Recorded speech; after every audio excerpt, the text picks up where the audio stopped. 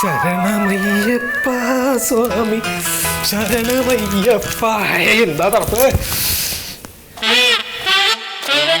എന്തത് കിടക്കേ? മണ്ടു ഡേ മണ്ടോ എണീക്കണ്ട അവിടെ. നീ എന്താ ഉദ്ദേശിക്കണേ? എണീക്കാൻ നേരം വെളുത്തിട്ടില്ലല്ലോ.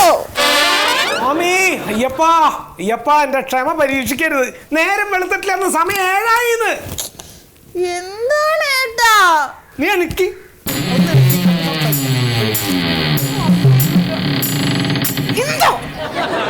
ഈ സമയം വരെ കിടന്നുറങ്ങാൻ എങ്ങനെ തോന്നണേ നിനക്ക്? മണ്ഡലകാലല്ലേ ഇത് മണ്ടു?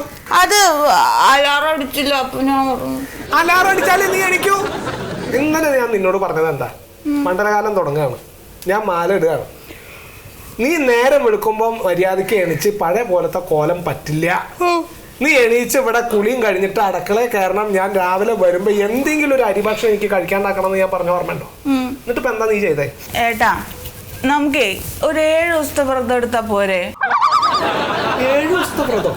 അത് ഏത് മല കയറാനുള്ളതാ? എനിക്ക് മനസ്സിലായില്ല. ആ ഇന്ദിരേച്ചിയുടെ ഭർത്താവൊക്കെ 3 ദിവസത്തെ വ്രതം എടുത്തിട്ടാണല്ലോ പോയത്. അത് മലയ്ക്ക് പോവല്ല, ടൂറ് പോവാ. അങ്ങനെ ഓർക്കാൻ എന്തോ ആവാം, എനിക്കത് പറ്റില്ല. എടി 41 ദിവസം വ്രതം അനുഷ്ഠിച്ച് ചെരുപ്പും കൂടി ഇടാണ്ട് ഈ തണുപ്പത്ത് പോയി കുളിയും കഴിഞ്ഞിട്ട് ആ കരിമലയും നീലിമലയും കയറിയിട്ട് ആ പടികൾ കയറി അയ്യപ്പൻ്റെ അങ്ങോട്ട് എടുത്തപ്പോ ഭഗവാനെ, അങ്ങനെ പോയാലേ ഭക്തി ഉണ്ടാവുള്ളൂ എൻ്റെ മണ്ടു. അല്ലാണ്ട് നീ പറഞ്ഞ രീതി ഈ ജാതി കടന്നുറങ്ങിയാണ്ടല്ലോ അതുണ്ടാവില്ല. എങ്ങനെയാ ഉണ്ടാവുക?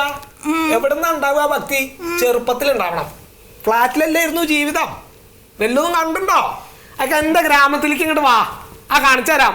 ആ വൃശ്ചികക്കാറ്റിന്റെ കൂടെ ആ ശരണം വിളി ഇങ്ങോട്ട് കേൾക്കുമ്പോണ്ടല്ലോ ഭഗവാനെ, ഔ അങ്ങനെ ഞങ്ങളെ കൊണ്ടുവന്നിട്ടുള്ളത് എൻ്റെ അമ്മയും എല്ലാവരും. ഏത് വീട്ടിലും അങ്ങനെയാണ്. അല്ലാണ്ട് ഇങ്ങനെ പോത്ത് പോലെ കിടന്നുറങ്ങല്ല.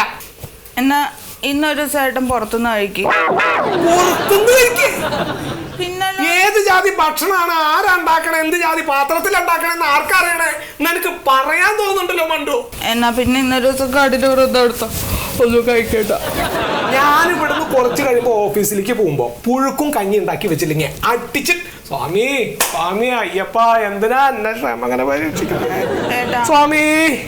ഏട്ടാ നാളെ മുതൽ ഞാൻ ശരിയാവും, സത്യം. ഇന്നിപ്പോ ഞാൻ ഉറങ്ങട്ടെ ഏട്ടാ. ഇനി കുറേ ദിവസം എനിക്ക് വെളുപ്പിനെ എണീക്കണ്ടേ? പറ്റും. പ്ലീസ് പ്ലീസ് എന്നെ വിളിക്കരുത്.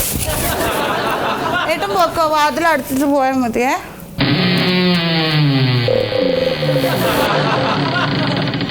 മറിമായം